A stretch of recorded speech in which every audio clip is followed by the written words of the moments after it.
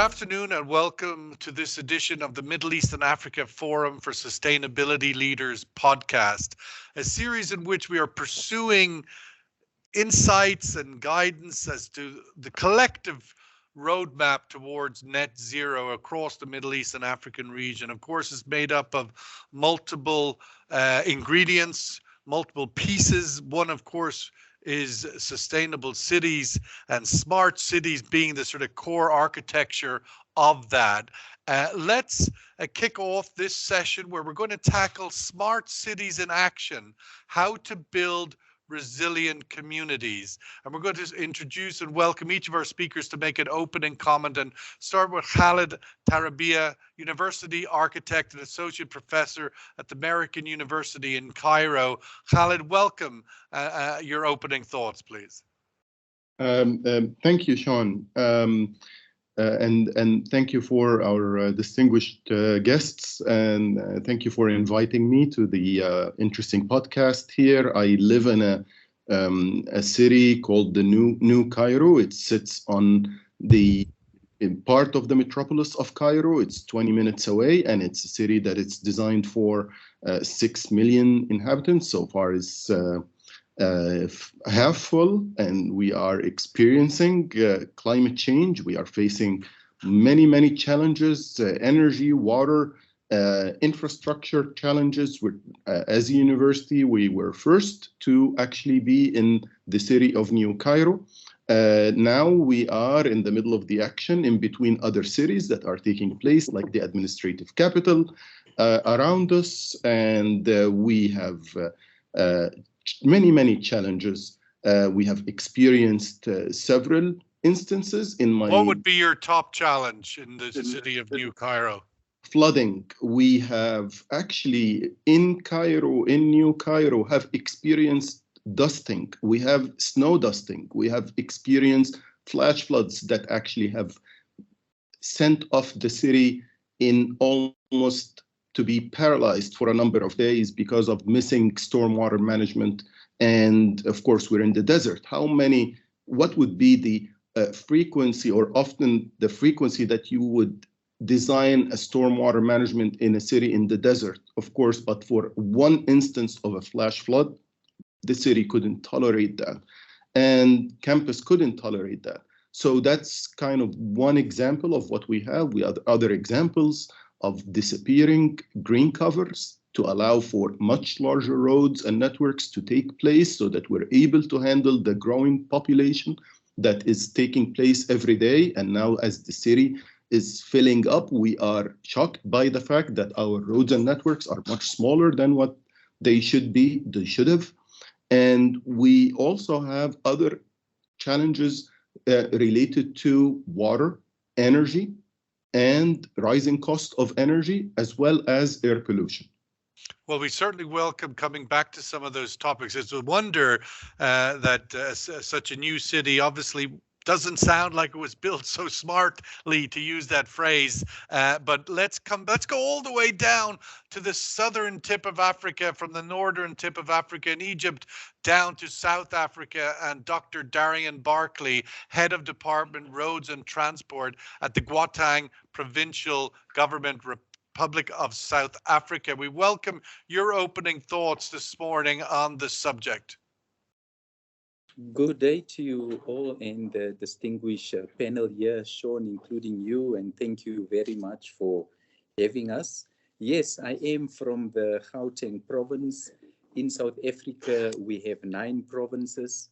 Gauteng is one of the provinces.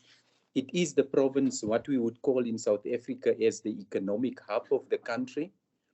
It is the city that has the smallest land proportion in the country, but with the biggest proportion of the population of South Africa.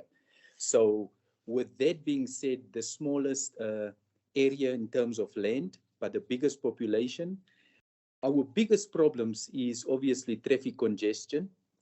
We have in South Africa over the last few years an increased area of focus is our energy, the consumption, particularly in electricity. But then more importantly is the issue of smart mobility.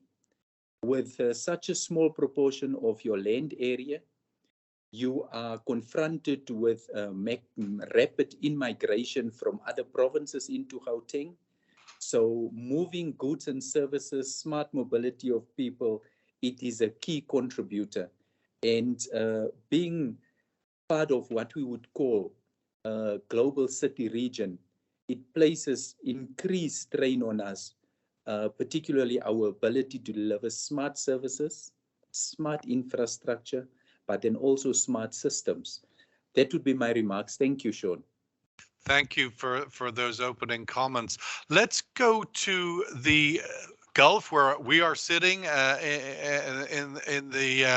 Dubai and the UAE, of course, and join Karim El Jisr, Chief Sustainability Officer at Diamond Developers. We would welcome your opening thoughts, Karim. Thank you. I just heard from Cairo, a city that I've visited on many occasions. In South Africa, I have yet to visit. My point is, you are mega cities, metropolis, and with millions of people. And so I'm going to shift the conversation to what we do at the level of sustainable cities and communities. So it's a completely different scale. The sustainable city here in Dubai is now the brainchild of Diamond Developers. We have spent now almost 10 years planning, building, and now managing the city it's a community of 3,000 people with all the elements of sustainability that we can identify.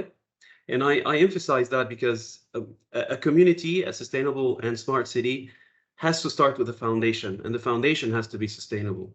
And smart is a layer which that's the way we see it. Smart is really a system, an ecosystem of solutions which can intensify and augment sustainability and sustainable outcomes for citizens, including service delivery.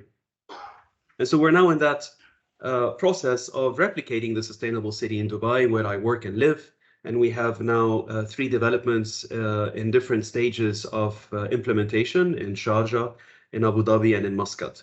And are they all of a similar scale? I mean, you're using the word city liberally, as you say, comparative to a Cairo or a Joburg or whatever. But ultimately, they are a community in which they are built from a green base of virgin territory to be able to sort of build the perfect smart city.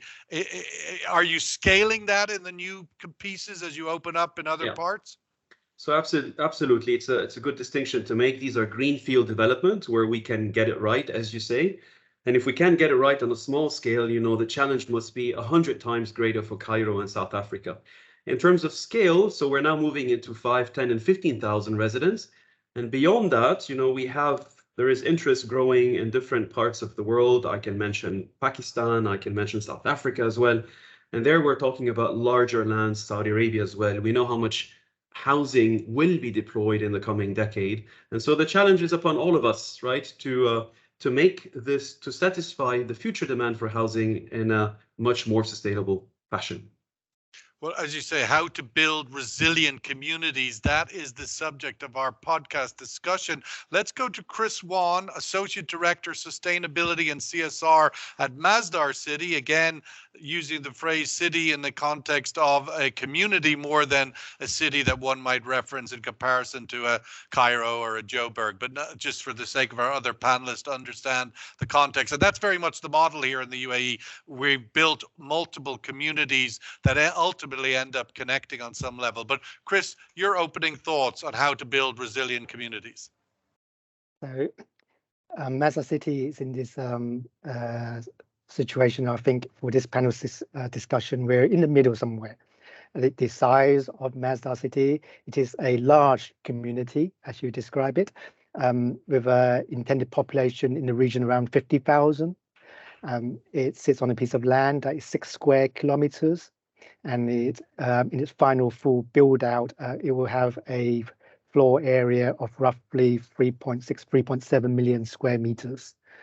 We started our journey about a decade and a half ago, and we are approaching 500,000 square meters of completed projects, most of it all fully occupied. And for us, it was a journey of developing sustainable city. That, and as the discussion moved in more on the climate change, we kind of embraced that and did everything we can to move towards a low carbon development at the same time. We are, as many other people, putting in place our strategy and our response to the whole climate action. So all these things are all ongoing. And just a remark about smart cities as we are seeing it. I think very much along the similar lines to Karim here, where first and foremost, your foundation is a livable, sustainable development. And the smartness comes in. I'll describe smartness, and we use this as a phrase to help us select the right systems. Smart systems are those systems that enables the citizens to live in a more sustainable way. And that's the way we kind of judge, because we do get approached with lots of technologies, a lot of really fantastic stuff, but you cannot have everything in at the same time. And then one has to be strategic to get the best value and have the biggest impact to building a resilient community. Chris, just to pick up on that from the point of view of Masdar City as compared to perhaps Masdar, the company, ultimately Masdar is a major global investor in new green technologies and new renewable energies and so forth. How do those two pieces connect? Are they one of the same, or how do you go global with your green aspirations? The birth of Masdar, I mean, that's a great question. The birth of Masdar started off as an initiative, Masdar initiative, and from there grew the Masdar, the company, right? And its full name is the Abu Dhabi Future Energy Company. In its growth, we both carried out sustainable development, property development, and clean energy. These went hand in hand, and there are two sides of the same coin. One side is about supply, and the other side was demand. So as much supply as possible, clean energy, and minimize the demand as much as possible. So there's two research going on at the same time. As documented in the press, specifically in the recent periods, Masdar has gone through a transformation where the real estate side has split from the clean energy side, right? And clean energy, and the reason being that the clean energy have now invited new shareholders. So in addition to Mubadala, the shareholder, and now the ADNOC and TACA are also shareholders in the clean energy, which will continue to function as Masdar. Was just finalized and announced to the media last week, and of course that makes the potential for Masdar on a global scale to be a massive player. Yes. Khaled, I want to come back to some of the points you mentioned, obviously the challenges that you're facing in New Cairo, and talk a little bit about how you would describe a smart, sustainable city. According to the United Nations, a smart, sustainable city is an innovative city, and I'm quoting now, that uses information and communication technology and other means to improve the quality of life, efficiency of urban operation and services, and competitiveness, while ensuring that it meets the needs of present and future generations with respect to economic, social, environmental, as well as cultural aspects.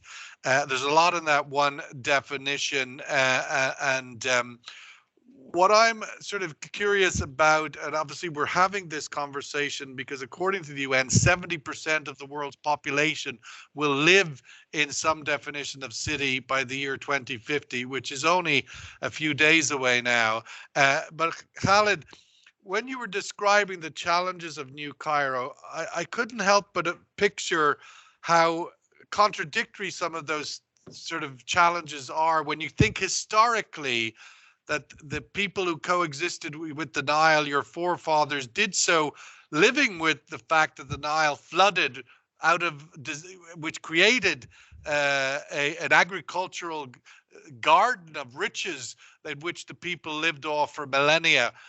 How did we? What happened? Where are we with that sort of alignment with the natural environment of New Cairo? Urbanization, population increase, planning policies, massive urbanization, if I may say, city governance problems at the planning at the city levels.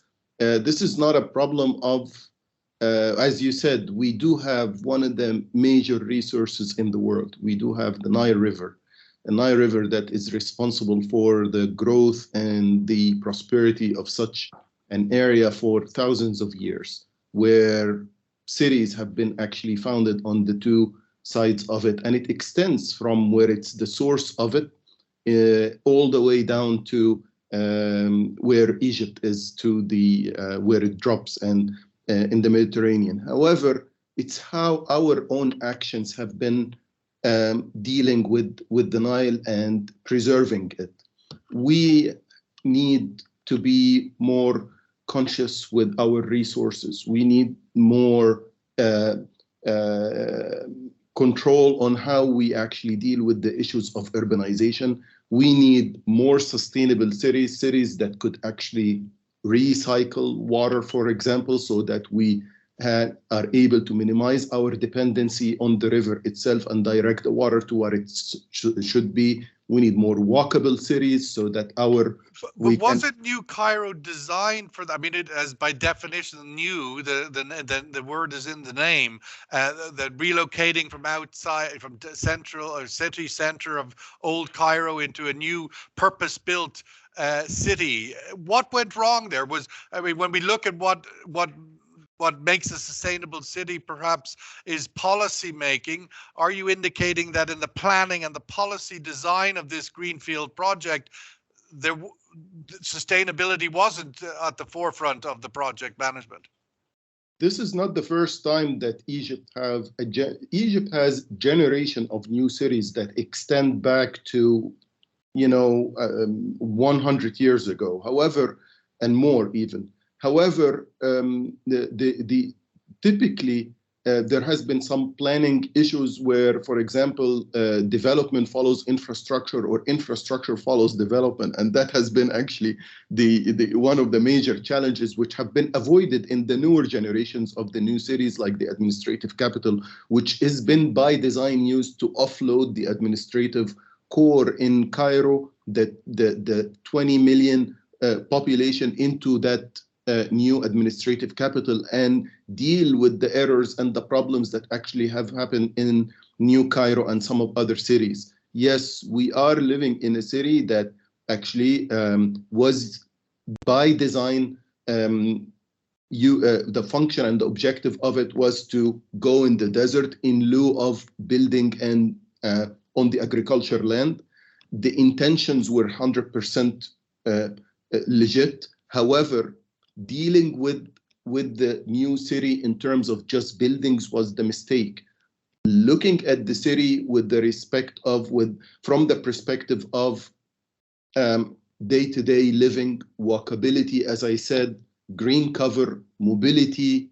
How are we going to move this population in and out from the mother city every day? Roads and networks, air pollution. All of these issues have actually emerged after, I believe, maybe the city have evolved and already have started. We are dealing with these issues at this point.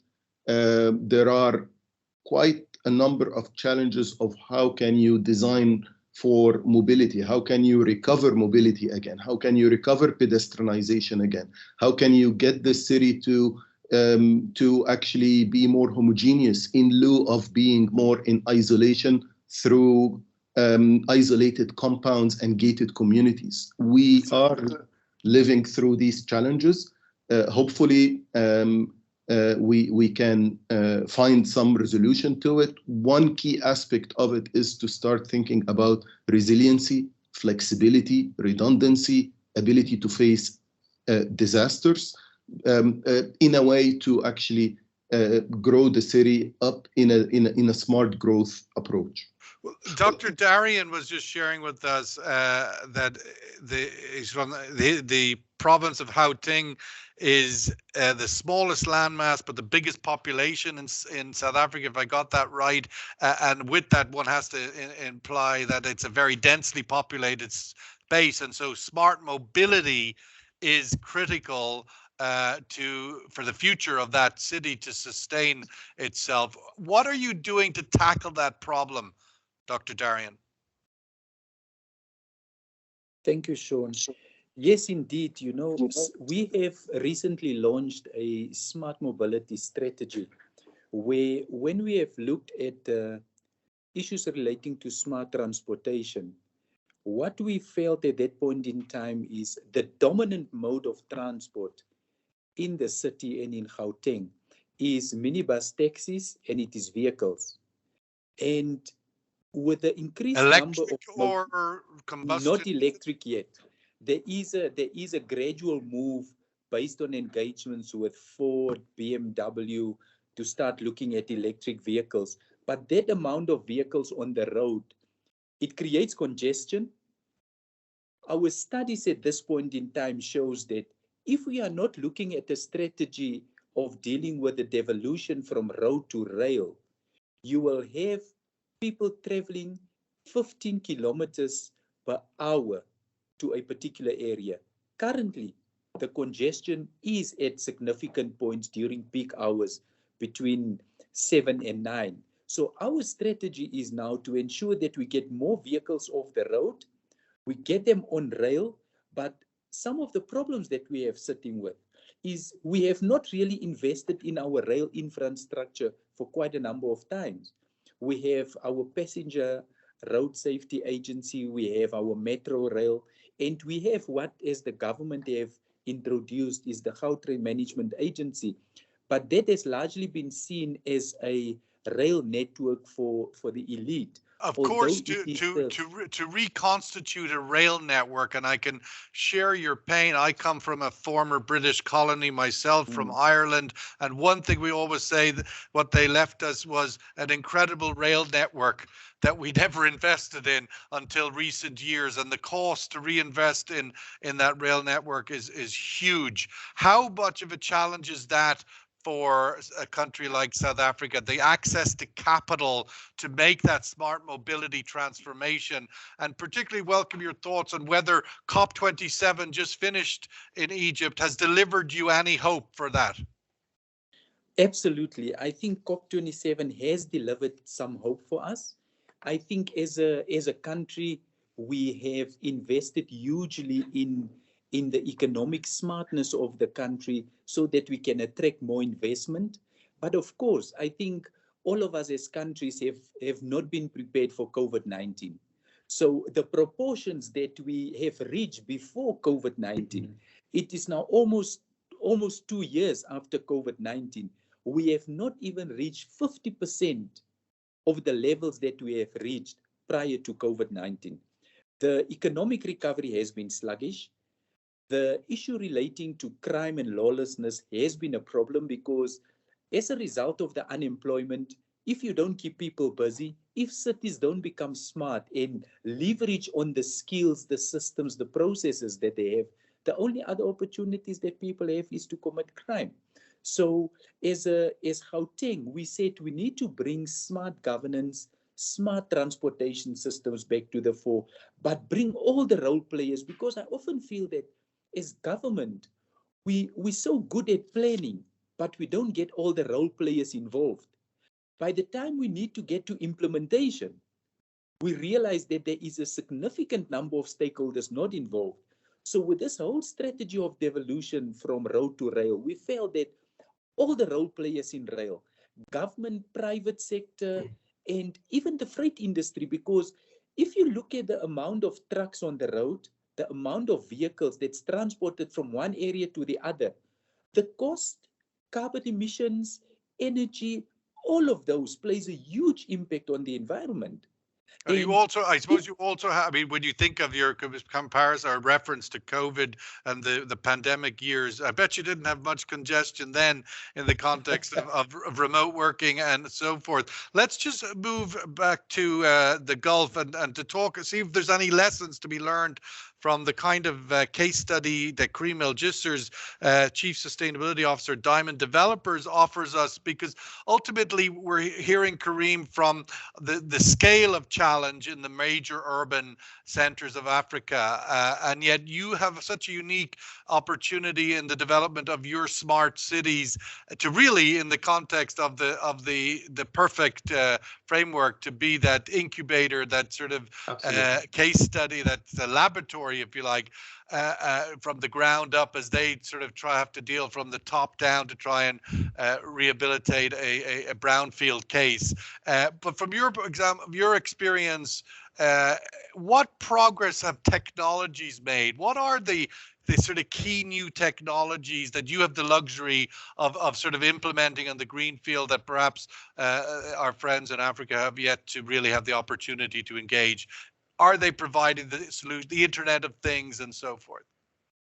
Yes, absolutely. And before we get into tech, just a little segue, because I think there is something that is fundamentally wrong that we continue to do in most of our cities, which is simply to deploy more services and infrastructure. And what's wrong about that is there is still the assumption that if you can simply switch from a car to a train, which is much better, I would rather commute 50 kilometers in a train every day than drive every day.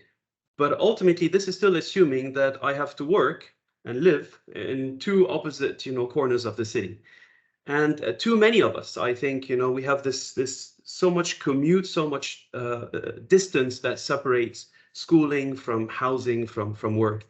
And somehow we need to move, there's a paradigm shift that is needed before we deploy technology to begin to think in more sustainable lifestyles. And in the past 2 years, since COVID, by the way, the radius of influence has shrunk for many of us.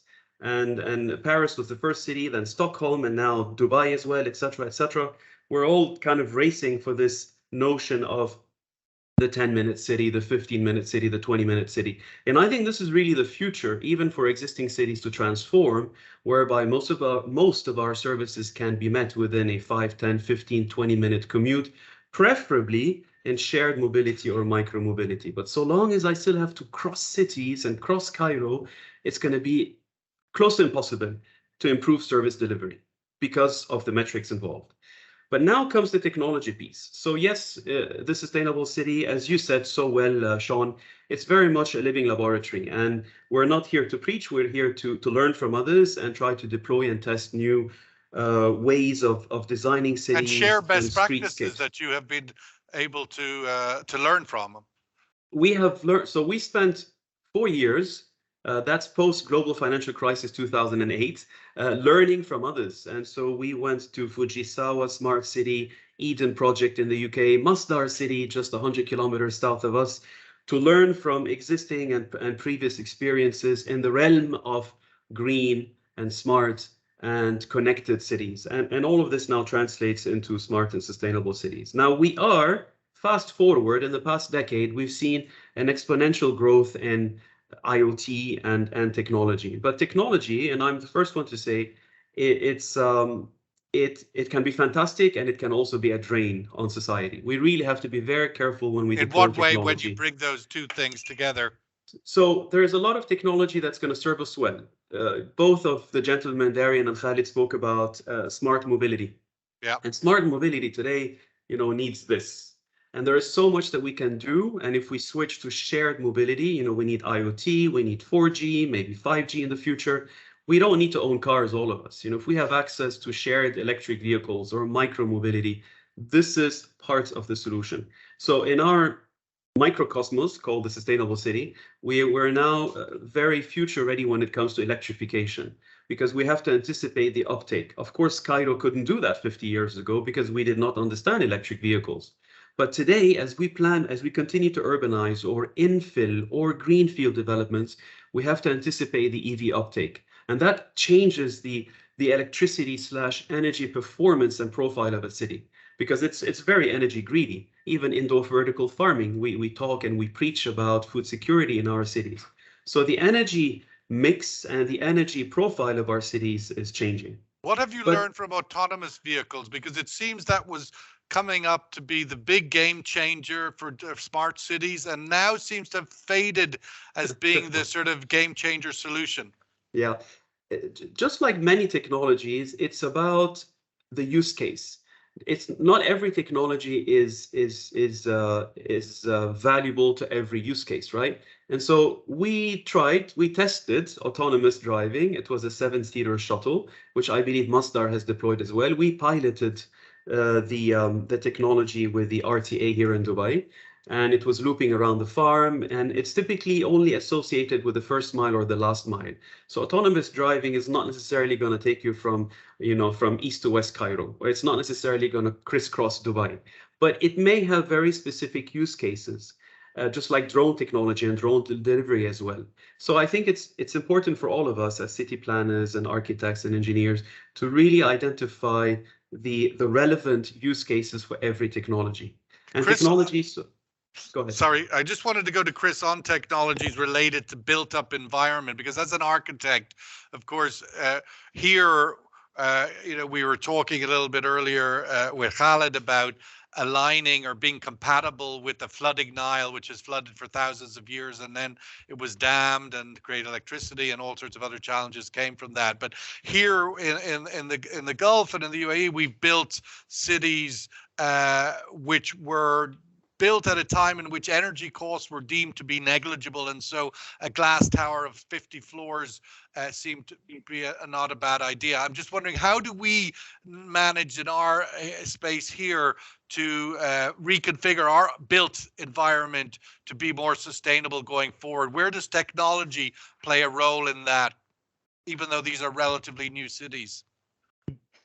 So I go back to the point using the word enabler as it relates to technology, and I call it an enabler because oftentimes when you see technology come and go, and you mentioned the autonomous vehicle that sort of come and that is kind of faded slightly, not to say that it's irrelevant, it's what comes first, and one has to be careful of developing a technology and then finding a use for it, as opposed to defining a problem and then working on a technology to solve it, right? And I'm not saying that the autonomous vehicle is one or the other, but that one has to be clear with these things it's in. And I always put it out there that the technology that's designed to solve a specific problem probably has a better chance of being more long-lasting or more sustainable for that matter.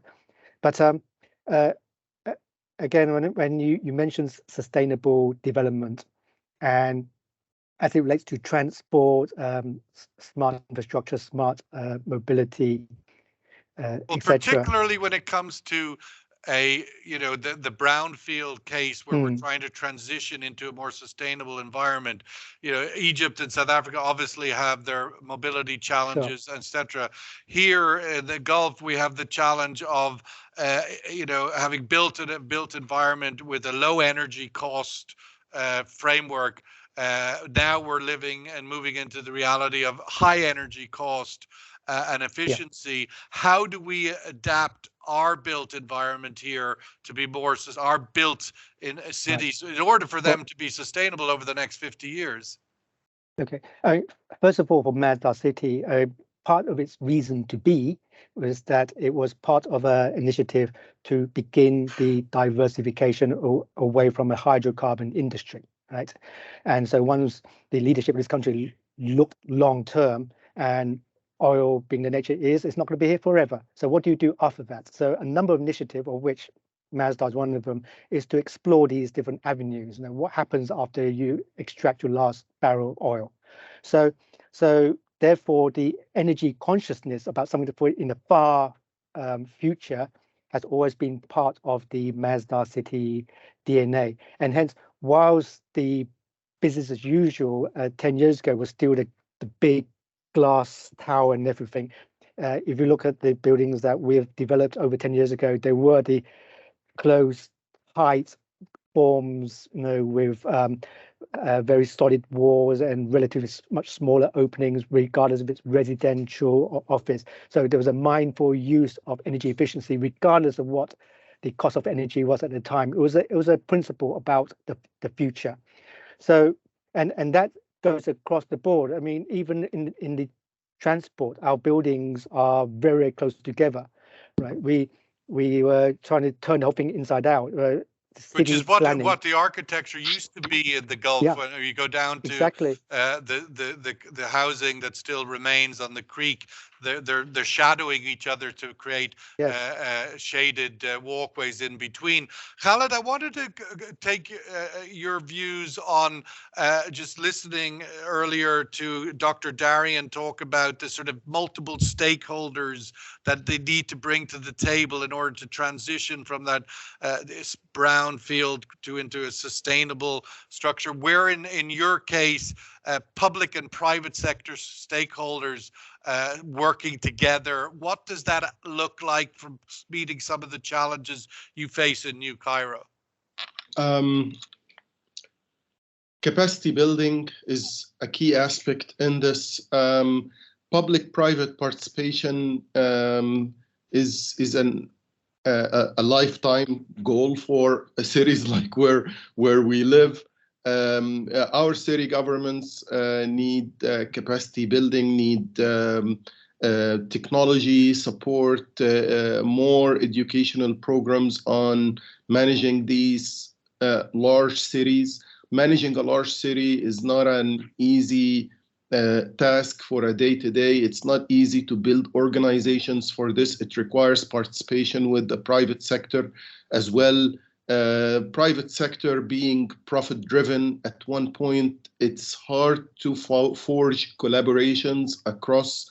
We as an education institution in the middle of a city like New Cairo, we try to do this and create and resolve this linkage between public and private partnerships to serve the whole community. But again, what's our objective? The objective here is that we maybe push on the brakes a bit in terms of our development of our urbanization. We need more mechanisms to be able to have dashboards and indicators that can guide us in decision making. We need support in decision making systems in order to take the proper decision in the right time, in the right place, not just when disasters happen, but just on the day-to-day. And are private sector actors getting an opportunity to bring their voice and solutions to the table with an ROI involved? I mean, a return on their investment?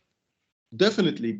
Private sector, they do carry on, they have the capacity. However, it's the framework of how you integrate the key aspects of the society is not just about the private sector. It's not only about the public. There's the community, there are institutions, there are other key aspects of a city. A city is a number of layers that interact together every day. And look at we spoke about mobility, but for example, if we spoke about waste and recycling, waste management in a city, how we collect our own trash, how we dispose our trash. Do we have construction waste management facilities close by so that you're able to actually separate from the origin at home, and there is that system that backs you up so that you're able to really route your recycling? But what's going on now is that you're doing the homework at the origin, at your unit, but it's all being collected again in one source. So these are the issues, the day-to-day challenges. We do have enough knowledge, we do have enough will from both the public and the private sector. However, maybe what we're missing is the affordable, sustainable technologies till today, and maybe that's could be a piece that we speak about. Why technologies are still not affordable for a number of cities, or well, it's a bit like vaccines or medicines that are still massively overpriced for emerging economies. We saw that through the COVID pandemic. Dr. Barron, everybody, we need to sort of get to closing thoughts, and then time runs very quickly and one never solves everything in one podcast. But I wanted just to close out our thoughts around an innovative culture, because so many of these challenges, whether they're on the sort of micro size of a sustainable city in Dubai or a massive scale challenge in an urban center like Cairo or Joburg, innovation culture is so important to find the breakthroughs. And I wonder, Dr. Darian, in what you mentioned earlier, bringing the stakeholders together, where is innovation and the space for innovation culture to breathe part of your sustainable solutions? I always say that the private sector will bring a fair amount of innovation, but often in the public sector, we are compromised by what we would call effective change management. Once we don't want to adapt to how society, how the life of the citizens change, you need to adapt to that change. And that's how you build a smart city. If you understand the needs of the citizens, if you understand what would build a city, what would regard as economic competitiveness, that's what you would leverage on. And that's where the private sector brings in those amount of innovation.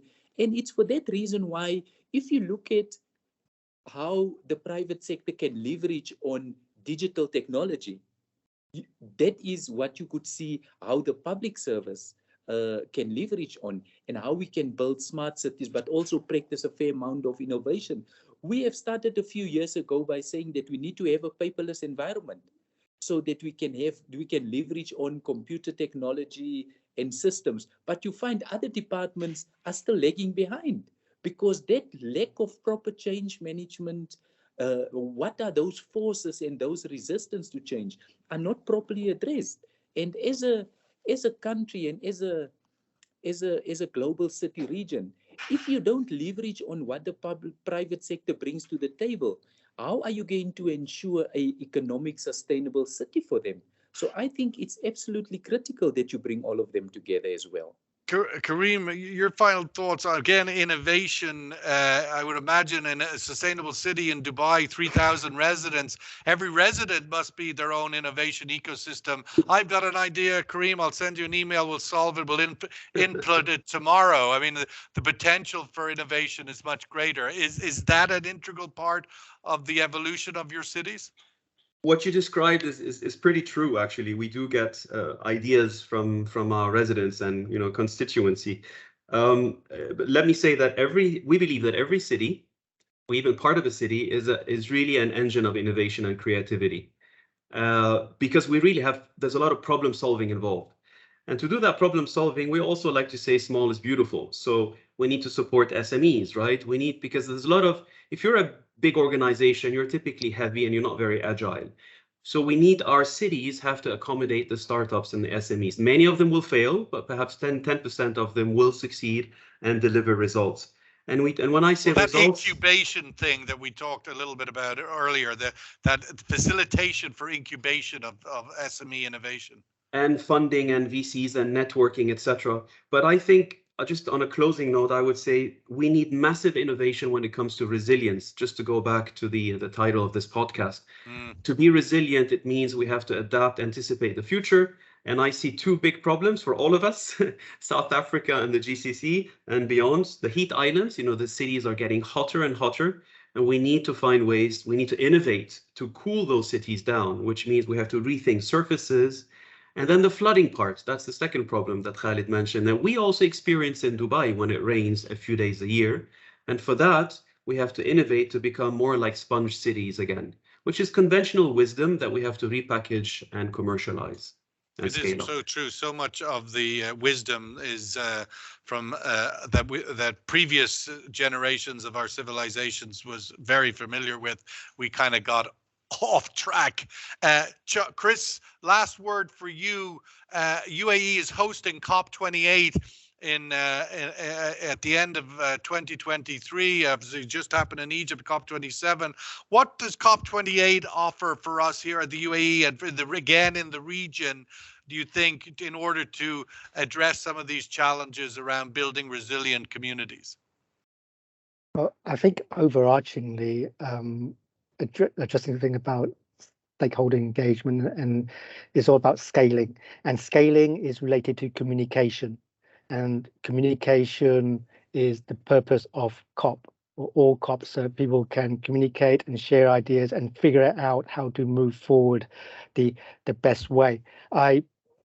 Working on the ground here in UAE, and I've been here for a number of years, I know there's an incredible amount of work going on here, and like many other parts of the world, there's a lot to be shared, and technologies are there, solutions are there, right? And the biggest human challenge is how to get it all together, how to collaborate and work together. That is not a single person challenge or a company or anybody. Is a global challenge. That's the aim of COP, and we UAE, all of us are supporting that event coming here in 2023, and hoping we can make good advances in the way that we can share and collaborate. There's no other way.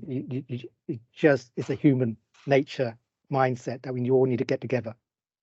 Well, we're going to have to end our get together here for this Middle East and Africa Forum for Sustainability Leaders podcast, supported by our partners, Microsoft, where we've been discussing how do you build resilient communities. And we've heard some really insightful and useful experiences and challenges surface that may need some further thought. I'd like to thank Dr. Darian Barkley from Houting in South Africa, Karim El-Jisr from Diamond Developers in Dubai, Khalid Taribi from American University in Cairo in New Cairo rather than Smart Cairo. I was going to, well, hopefully both New and Smart Cairo, and Chris Wan, of course, with the closing comments there from Masdar City. Thank you all for joining us on this podcast.